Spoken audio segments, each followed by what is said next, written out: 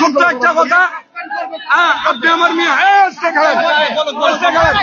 আপনি আমার মেয়ের বয়স, আপনি একজন প্রধান অফিসার, বড় অফিসার, এই ছিলেন ডিসি সাহেব, আপনি ওই সার্জেন্ট আইনা এইখানে জুতার মালা গলায় দিয়ে ঘুরাবেন, আমরা রাস্তা ক্লিয়ার করে দেবো, নইলে যে কোনো ব্যবস্থা উত্তর দেবেন।